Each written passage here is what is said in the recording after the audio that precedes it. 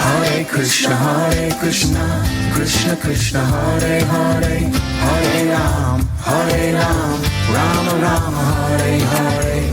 Hare Krishna, Krishna Krishna, Hare Hare, Hare Ram, Rama Rama, Hare.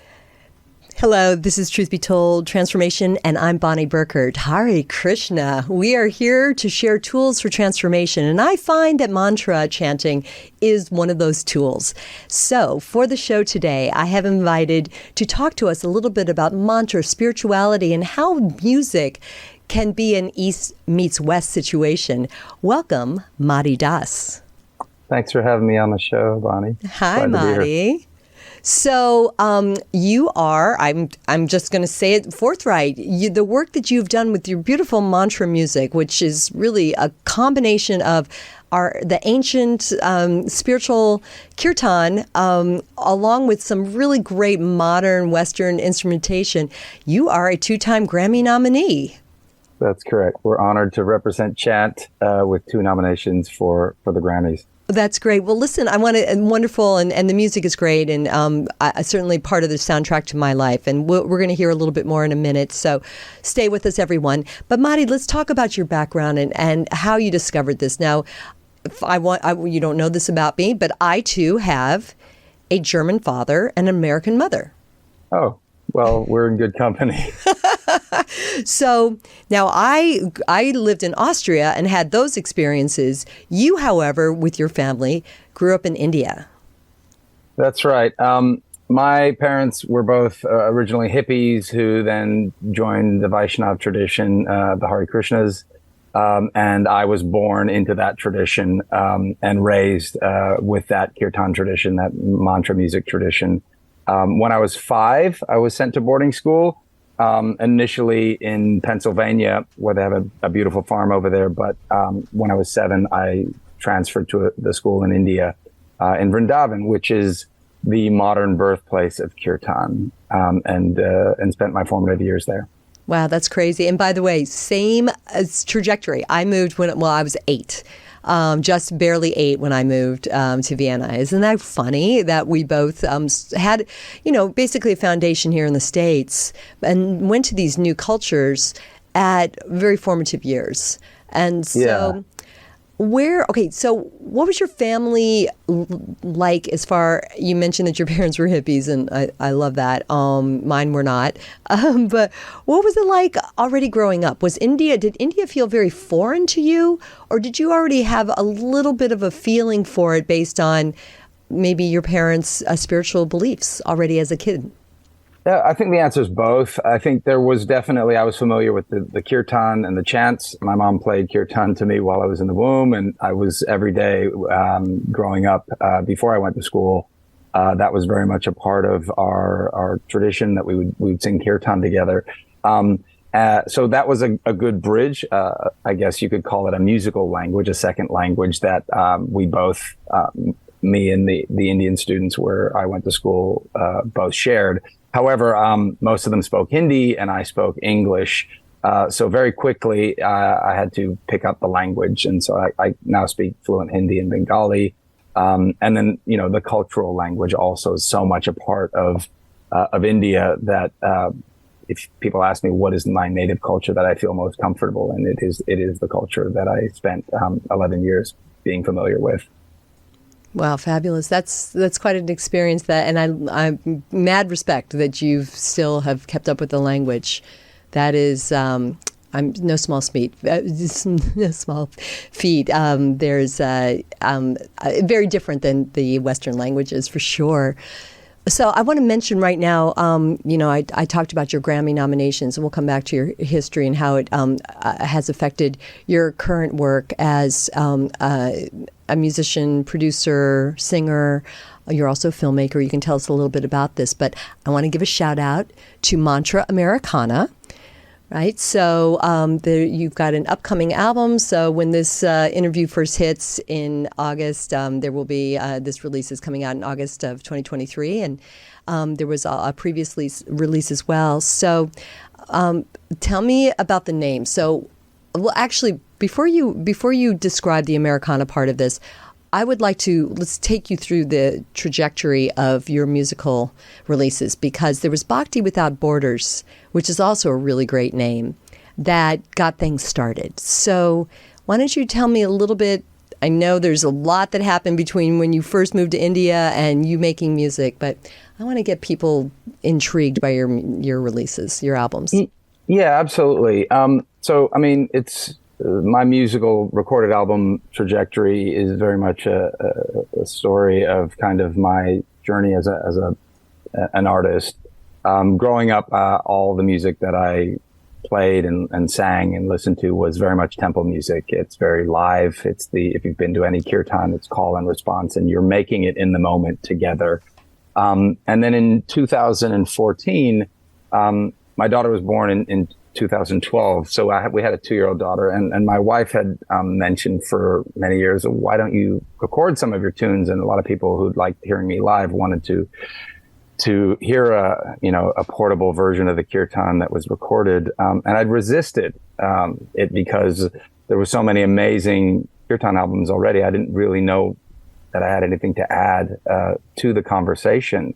And we decided, what about if we did an album of duets where I featured a different female singer, on each track from the many wonderful female kirtan singers I'd grown up playing music with from around the world, and to make it a musical allegory of giving voice to female singers who previously or otherwise may not be recording a professional album, but they could do one song.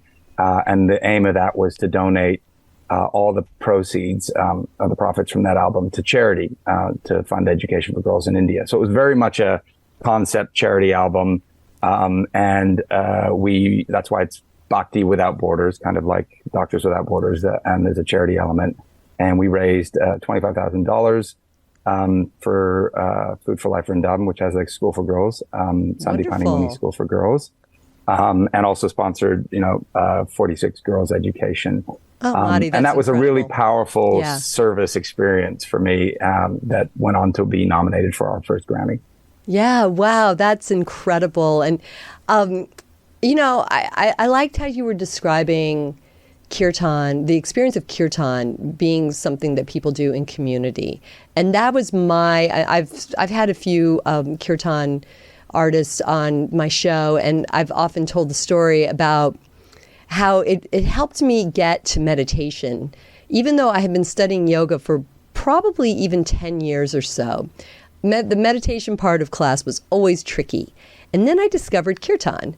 And I would go on to the yoga studio on a Friday evening, and there was music and there was rhythm, and you could sing along, and the lights were low, and you could just be peaceful, and nobody knew me or could hear my bad singing, or pick out my bad singing. And wow, I mean, I really had an experience with that. And I didn't necessarily even know much about Krishna or Shiva or some of the deities that are revered in the classic mantras.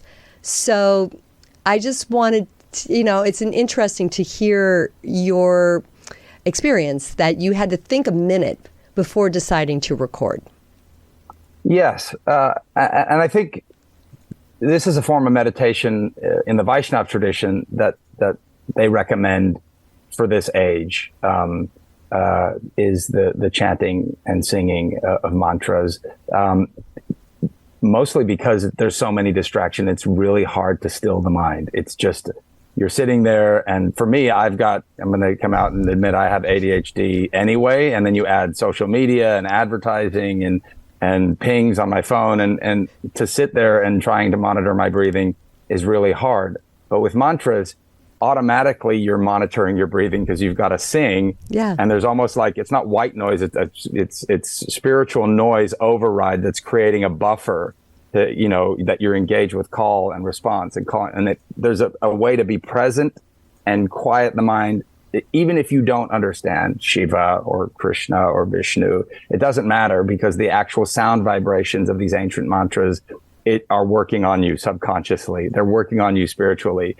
And we don't really need to, promote or say it's great. You just have to do it and you'll know it's great. I know, it's really true. I love the feeling of that. And so I'm trying to imagine music, Western music, and what we have that would be anywhere near it, and that's what you're approaching with Mantra Americana, correct? Yes. Yeah. We're trying to take the tradition to the most broad audience, or to the people, if you will.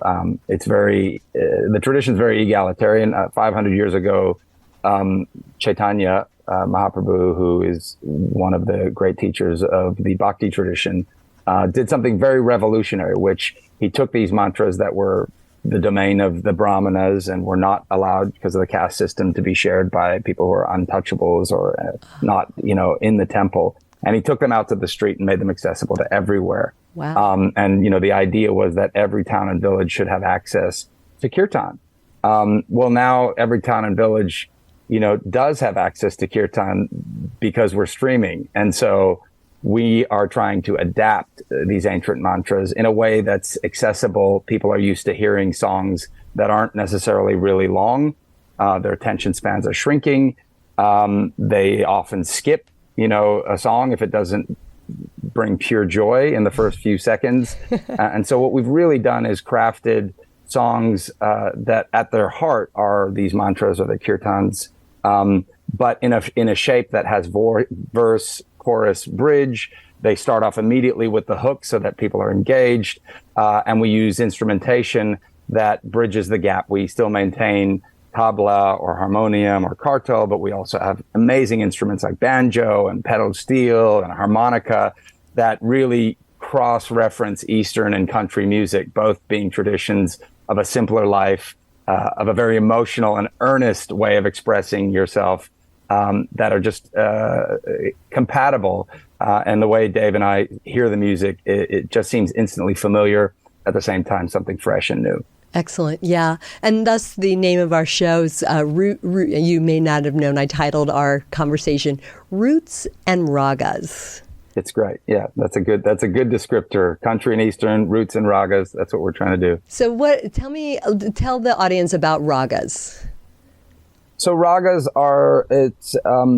it's a modal form of creating music, where it's, there's different structures that you use, based on the the minor keys, the major keys, and the modality of the music.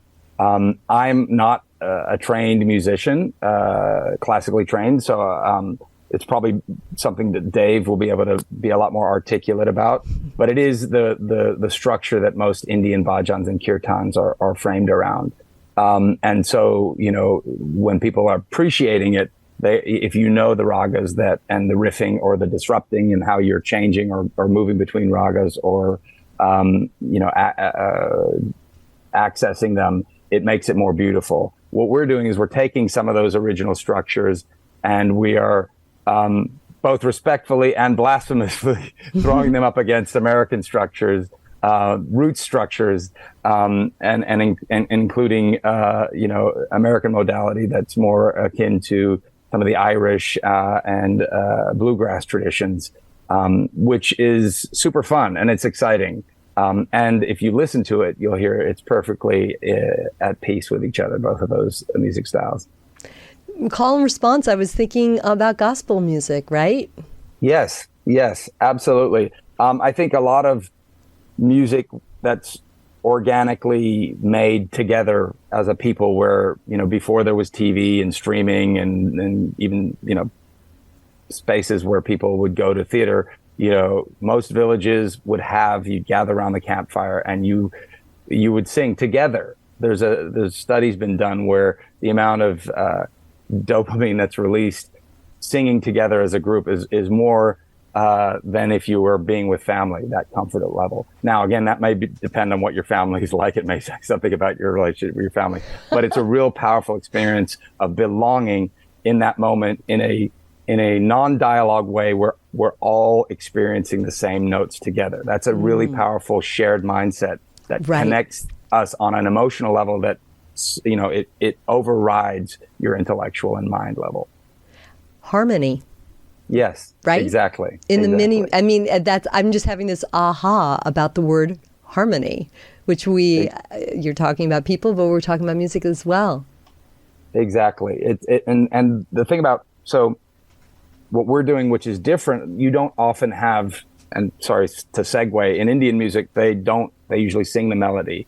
But we're adding, which is different, is the American tradition of the gospel tradition of harmonizing, where you can recognize the individual, the melody, as well as the different harmonies that are being sung by each person. So we're maintaining a unison, but also that individuality, which I think is as an allegory, as a society, we want to celebrate diversity, but we also want to coexist in harmony together.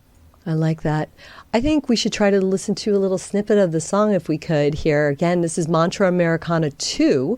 So there was a debut, again, Grammy-nominated. And I think the Recording Academy had just established the chant category, right? And then there was, and then it's like ambient and chant. And I think that's great. I mean, to me, that's just so encouraging that there is that much acceptance of this music and interest in it. So we'll talk more about it on the other side. The track here is called Ramana. Did I say that correctly, Madi? Yeah, Ramana. He says it way better than I do. Let's take a listen. Ramani Ramana, Radha Ramana Ji, Radha Ramana, Radha Ramana Ji, Hare Krishna, Hare Krishna, Krishna, Krishna.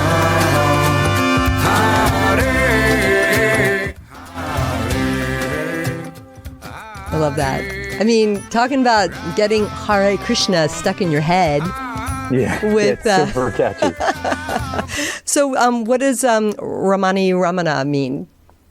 So Ramani is a female, another name for Radharani, and Radharaman is a name for Krishna. But it by using the female and the male version of essentially the same word, it's a verbal allegory for the fact that both the feminine and the masculine energy of the divine are completely interconnected and part of the same absolute truth. I love that. Absolutely. Yeah. So, other performers on the album, on that track, I know you mentioned Dave a couple of times. That would be Dave Stringer, who we look to also have onto the show at some point. A long time, mantra man. We definitely part of that mantra, Sounds into Silence, beautiful documentary film, but you've assembled quite a cast of characters. So why don't you tell us a little bit more about the making of this album? Yeah. We've had incredible artists. I mean, obviously you mentioned Dave, who's an icon in the kirtan mantra music world, and a far more accomplished producer and artist than myself. He brings, a cast of characters that includes Justin Michael Williams, Tulsi Bloom, Ali Stringer, as part of the quartet of harmony vocalists that, in each of their own right could be solo artists and are in some cases. We also have James Hara, who played guitar and banjo on Mantra Americana I, the first EP, returning and playing that killer electric guitar you heard there. And he plays electric guitar on a few other tracks. We've got Corbin Jones, who's our bass player from the first album and bass player on this album, also on tenor and bass sax. Aaron Janik on trumpet. We have on other tracks, we have the legendary Greg Leach, who's probably one of the most famous and accomplished dobro and pedal steel players. We also have Dean Parks, who's a famous pedal steel player. We have Mitch Foreman on accordion, on Hammond B3 and on piano, and just really blessed with a constellation of stars that effortlessly seem to channel blissful music into these songs. So I feel so honored to be in their company that they would make music that has such a conscious message and create the magic with us this time around. I love it. Now, were these players into kirtan before they worked with you? Some yes, some no. I think this was really another part of the Mantra Americana project, that sprung originally from Bhakti Without Borders. Is we want to include people from different faiths, from different music traditions. Some of them have never played kirtan before. Some have never been to a kirtan, and because that's not the point. I don't want to necessarily make music, for us, by us. I want to make music for us, with other people, for everyone, right? So, yes. They are acting as a bridge, essentially. If you're Greg Liege and you've played with, Jim Chemo West and some of the most amazing legendary musicians, and you're coming in and going, I don't know anything about kirtan, but I can musically connect and I can bring my gift and help translate it to people who like my music. That's what we're trying to do. It's an inclusiveness, again, in the spirit of kirtan, that we're making this music together and we're trying to bring that kind of collective unified sense of community through the music to a wider audience. I've always said music is the great unifier, for sure. It is. For me anyway, as far as my spirituality, and I look back on the soundtrack of my life and the main moments of grace, it's always tied to some music in some way. Oh, that's so cool. I definitely know what you mean there. And it's beautiful. So, Madi, again, I want to talk to you a little bit more about your spiritual practice as we, wish to share, just to encourage people to explore their own depths of consciousness. And we talk about meditation. I told you about challenge with it and how kirtan helped me. So where are you at and what's it been like? I mean, you grew up around meditation. So what was it like when you were a rebellious teenager? Were you sitting quietly? No. I mean, I think, I guess I could dissect, my background into a holy trifecta of faith, culture, and religion. Okay. Faith being, a relationship with any divine being, or, if you believe there's one divine being, as I do, your relationship with the absolute truth. Religion, I believe, is, prophet-based or man-made structure, and sometimes it can work beautifully to connect you to the divine, and sometimes, depending on who's your connection, it can be not so great. And I've had varying degrees of involvement and identifying with religion. And then culture is really, the music, the festivals, and the celebrations that I feel most comfortable with, because they are, what I am most native to. From a music perspective, just to go deep here a little bit, the kirtan tradition comes from the Bhakti tradition, which starts with, there are 9 principles of devotion, and we can get into that. But I think the first 2 are the most important for what we're discussing today. The first one is Shravanam, which is hearing. And I identify with that as, listening to kirtan, listening to music. And again, part of my reluctance to come so late to recording music was I was hearing so much great music from my peers that I felt satisfied. The second step is kirtanam, which is chanting or singing. And it's very important that before you sing, you should listen. And I think that's a great principle for all life, right? If you approach anything, first hear the other person out if you want to communicate, then give your opinion. Sometimes it's better to wait for someone to ask for your opinion. So I think that's really an approach I take with kirtan. It's, and it's also part of the call and response, right? People sit down and they listen first, and then they repeat back to you. And another element of that kirtanam, or kirtan, as you might shorten it to, is that, by repeating back a lesson or a mantra, that's how you realize it, right? If you hear it, if I go and I say something to you, I can assume you've heard it, but until you repeat the message back to me, I don't necessarily know that you've gotten it right. So really, that's the deep framework that underpins what we're doing. It's a really ancient scientific way of actually learning mantras, but also the spiritual meaning and the effect it takes on your psychology. And it's also just a great framework for how you go about life in a relationship. Let me give something first by, here's my attention, and then I will share something of myself with you once I have understood whether you're interested or whether you're receptive. Amen. Hallelujah. I mean, it's really beautiful. I really like hearing that. So how did you figure this all out through your life? I mean, by hearing.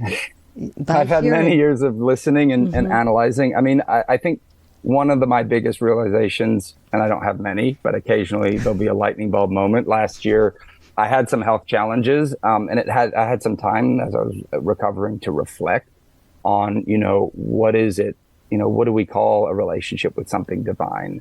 And I think my realization was, if it's something that inspires you, then often that's connected to a divine connection. If it inspires you, if it's pure pleasure, sometimes that can be a selfish thing and it doesn't involve others. But generally, joy and inspiration is tied to something divine, and often, depending on your taste, that may be your connection to God. Some people don't like music, or they may actually not be able to hear music, but they love nature, and they're inspired when they're in nature, and they feel close to nature, and they'll go on a silence retreat. So they're not hearing anything, but they're listening to nature. They're soaking it up. And so that's their relationship with a divine connection that grounds them. For me, it's always been timing. And for me, my version of God that I believe in is Krishna, who has a flute, which is a musician, right? He's a musician. And so the way I see the divine's intervention is in timing. Because if you're a musician, the one thing you need to know about is timing. And so many things have happened in my life that were just serendipitous, perfectly timed. And then I go, okay, well, you know what? If I wasn't a believer before, the fact that I've escaped so many nasty scrapes, I've had many close calls, or serendipitously things have come my way that have no other logical explanation. People call it luck. I choose to call it, that's my connection with the divine, because I identify as a musician, and I'm going to relate to the musical timing aspect of the divine. Oh, that's really cool. I really like that. And I love that you bring up the, rather than saying that, oh, wow, that's really random that worked out. It's like, is it? Or is it? Are you aligned, aligned with the divine? Absolutely. And going back to me, the power that exists in, I mean, listen, I'm very picky about what kind of music I like. But for me, so I think you're making great music, and it's really beautiful and lovely to have on.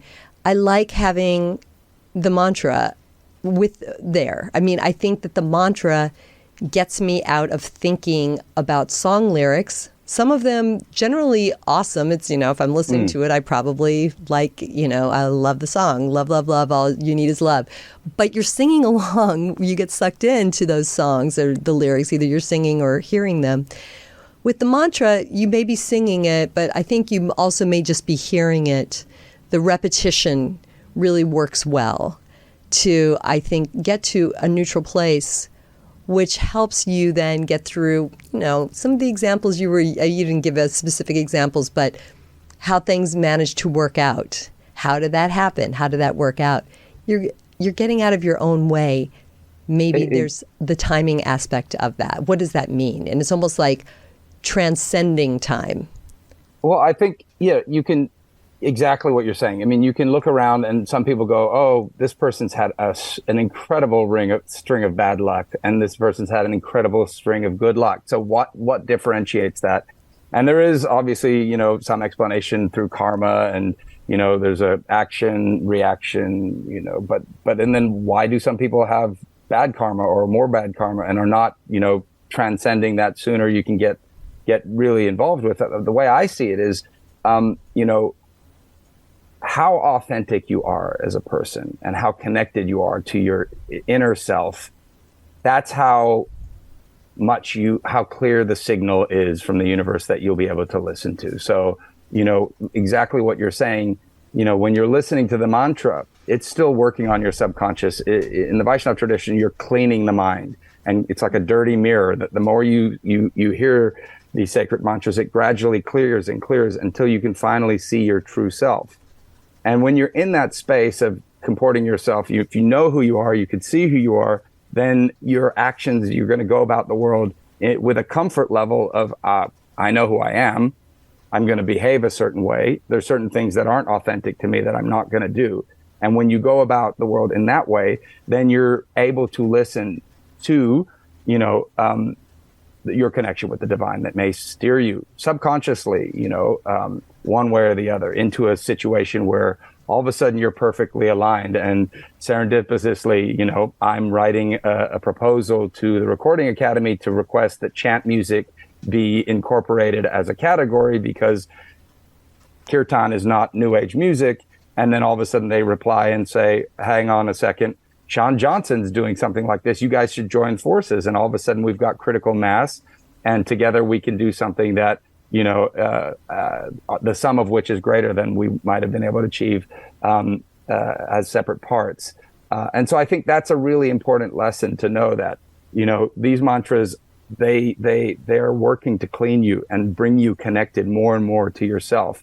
And that's how you can call it luck or serendipity, but I call it your connection with the divine. That's your path, because however much you can do as, a human who is not perfect, if you put your trust in the universe and in the divine power, they know a way to navigate through the many pitfalls that may otherwise befall you if you're not listening to yourself and don't know who you are. No, this is very good. Thank you. No, I love hearing this. So without going into the specifics, you mentioned that you got sick, that you had to deal with an illness. So why don't you share a little bit about how your practice helped get you through that? Because I'm sure that's scary. And I don't know, did you get mad? Did you get mad at God for bringing that on? Or no. No. I mean, I've had a very colorful and, like, if anything's going to happen to someone and there's 50 people in the room, it's going to happen to me. That's the karma I have for whatever reason. Okay. I've been in weird spots, but also had amazing experiences. And so, when I got sick last year, I was like, of course, I'm getting the full experience of being a human. I'm going to get all the good, the bad, and the ugly. From a spirituality perspective, I think it did make me go inward and try and question, where my life was more aligned with my authentic self and my tradition and my background. It hyper-focused me on seva, which is, the Hindi for service.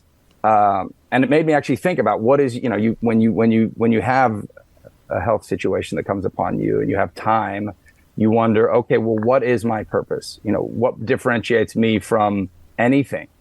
What is my value to the world, or the value that's lost when I'm gone?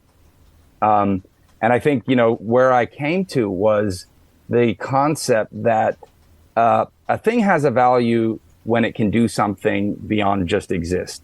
So a stone has no value in and of itself, but you build a house with stones, and all of a sudden now it's contributing to a greater meaning structure. Yeah. And I think you can extrapolate that for, any matter or any human. If they're just existing to please themselves and are acting in a selfish way, then I'm not going to miss, is the world going to miss someone there or not? They don't deliver any greater value beyond yourself. So knowing your true purpose and your true value is to the degree other people outside of you have some experience of value that they place on you because you do something for someone else.